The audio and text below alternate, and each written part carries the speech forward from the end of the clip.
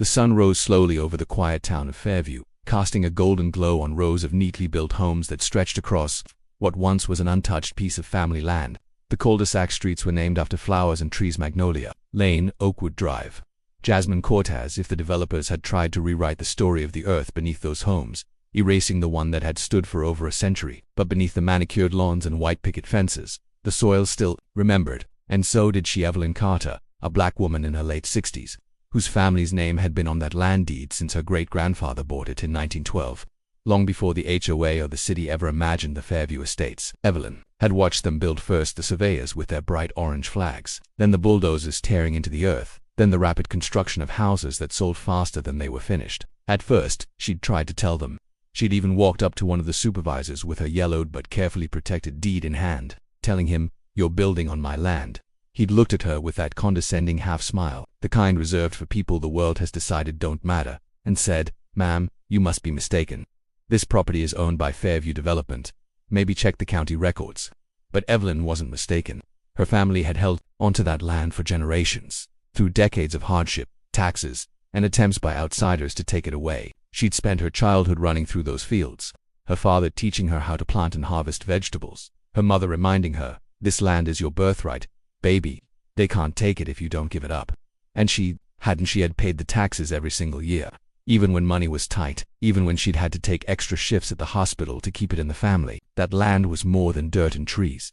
It was history. It was legacy. It was the Carter family's promise to themselves that they would always have a piece of the earth to call their own. But somehow, in some quiet backroom deal, the county, who had reclassified parts of the property, and a development company had swept in with the confidence of people who believed they would never be challenged. They built 96 homes, 96, each sold for hundreds of thousands of dollars, with HOA fees to keep the lawns trimmed and the fences painted white. The people who moved in thought they'd found their dream homes. They had no idea they were living on stolen soil. Evelyn didn't fight them at first, at least not in the way they expected. She stayed quiet, she watched, and she waited.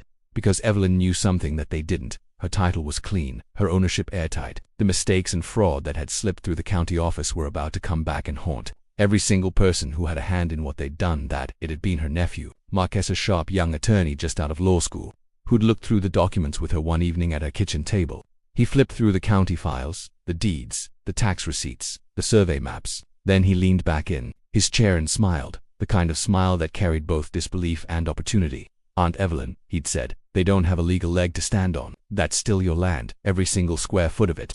Those houses, those driveways, those fences, all of it yours." The plan they came up with was careful, deliberate, and patient. Evelyn didn't want chaos. She wanted justice. She wanted what her family had been denied so many times before: recognition, respect, and the ability to decide for herself what happened on her land. So, they filed the quiet title action. It took months of paperwork, court hearings, and tense phone calls, but Evelyn never wavered. She showed up to every meeting in her Sunday best, her chin high, her hands steady. She wasn't going to let anyone see her shake. When the judgment finally came through, it was like the earth itself shifted. The court ruled in Evelyn's favor. The land, every acre of it, was hers, and had always been hers. The development company, the HOA, even the county clerk's office, they had all acted without authority, which meant, legally, those 96 houses were sitting on her property without her permission. The news spread faster than anyone expected.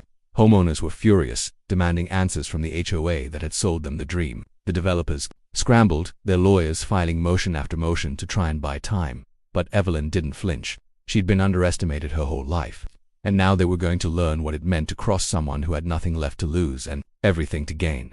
Some neighbors tried to appeal to her kindness, showing up at her front porch with baked goods and desperate smiles. Others called her names, wrote nasty letters, even threatened her, as if intimidation would make her back down. But Evelyn didn't scare easy. She knew the law was on her side, and more than that, she knew she was standing on ground her ancestors had bled and sweated for. To the world, it looked like she had trapped them 96 families, an entire HOA, a multi-million-dollar development company. But to Evelyn, this wasn't about revenge. It was about restoration. It was about finally having her family's story acknowledged.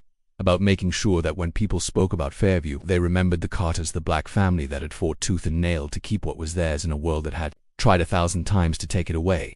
Marcus handled the negotiations with a calm sharpness that made Evelyn proud. The developers eventually offered her millions to settle quietly, to let them keep the homes where they were. But Evelyn wasn't in a hurry. She weighed every offer, every proposal, and every plea, because for the first time in her life, the power was hers. and as the sun set over the neighborhood that had sprouted up like weeds on her family's land, Evelyn sat on a porch, sipped her sweet tea, and thought of her father's words. "This land is your birthright, baby. They can't take it if you don't give it up." He'd been right all along. The weeks that followed were a storm of confusion, anger, and desperation. Local news crews camped out near Evelyn's property line, eager to catch a glimpse of the quiet woman who brought a whole HOA to its knees. Reporters shoved microphones in her face, asking whether she planned to evict nearly 100 families.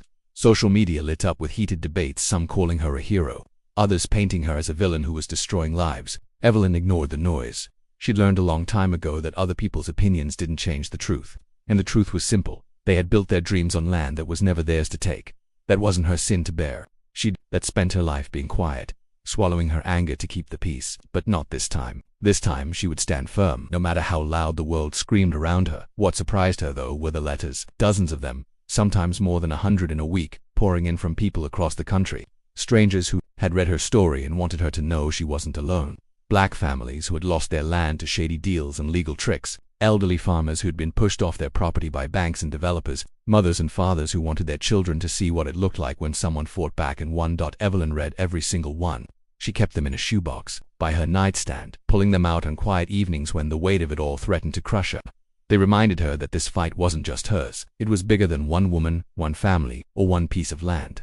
It was about a legacy, stolen from too many for too long. Negotiations with the developers dragged on for months. Their first offers had been insulting pennies on the dollar compared to the true value of her land and the homes that sat on it. They assumed, as they always had, that an older black woman would be eager to take whatever they handed her. But Evelyn had something they didn't: time, resolve, and a lawyer who knew every inch of the law they had broken. Marcus was relentless. Every meeting, every call, every legal maneuver, they were ready. He made sure the developers knew that if they wanted to keep those homes standing, they were going to have to pay, and pay dearly. It wasn't about greed for Evelyn. It never had been. It was about fairness, about justice. When the final agreement was signed, one that would ensure her family would never want for anything again, it wasn't the dollar amount that made her weep quietly in her kitchen that night. It was what it meant, that for once, the people who thought they could take without consequence had been forced to look her in the eye and acknowledge her. The deal was historic. Evelyn retained legal ownership of her land while granting long-term leases to the homeowners, turning the HOA into her tenants. Every month, checks with her name on them would arrive, a reminder of the hard-fought battle she had won. She used that income not for herself. Her needs were simple, and her little house on the edge of the property was all she'd ever wanted, but for her family and her community. She started a scholarship fund in her father's name, helping young black students from Fairview go to college without debt. She restored the little church her grandparents had built, the one that had been crumbling for years, so the next generation would have a place to gather and pray. And every spring, she hosted a community picnic on the land, inviting anyone who wanted to come, neighbors, old friends, even some of the very people who had once called her names, to break bread together. Over time, the anger faded. The families who had once seen her as the enemy began to understand the bigger picture. Many of them even thanked her, humbled by the grace she had shown when she could have chosen vengeance instead. She had turned what could have been a war into a lesson. That justice, when done with patience and purpose, could heal instead of destroy. One evening, as the sun dipped low and the sky burned orange and pink, Evelyn sat on her porch with Marcus. They watched kids playing tag in one of the cul-de-sacs, their laughter carrying across the warm summer air. Marcus broke the silence first, his voice thoughtful. "You know, Aunt Evelyn, you didn't just win for you. You won for all of us. For every family that was told they didn't matter, that their history didn't matter. You showed them." Evelyn didn't respond right away. She just smiled softly, her gaze steady on the horizon where the rows of houses met the tree line. "It was never about showing them," she said finally. "It was about reminding myself, reminding my daddy, reminding everyone in our bloodline that we were right to hold on, that we weren't wrong to believe this land was ours." Her words carried the weight of generations, of people who had endured so much yet refused to let go of their piece of the earth. In that quiet moment, with the hum of crickets in the distance and the smell of honeysuckle on the breeze, it felt like the land itself was at peace again. Years later, when people told the story of Fairview, they didn't just talk about the neat little houses or the manicured lawns. They talked about Evelyn Carter, the woman who outsmarted a system designed to erase her, who turned a land grab into a victory not just for her family but for anyone who had ever been told to sit down and take what they were given. And if you drove down Magnolia Lane or Oakwood Drive on a summer afternoon, you might see her on that porch, a glass of sweet tea in her hand, her eyes watching over the land that had finally been set right. The neighbors would wave, the kids would call out her name, and Evelyn would smile, not because she had trapped them, but because she had freed herself and in doing so, had rewritten the story of her family's legacy forever. In the end, The land remained what it had always been, a promise. A promise that no matter how much the world tried to take, to diminish, or to erase, the roots of that history ran too deep to be pulled up. And for Evelyn Carter, that was enough. Enough to know that she had honored her ancestors, that she had secured her family's future, and that she had turned quiet dignity into the loudest victory of all.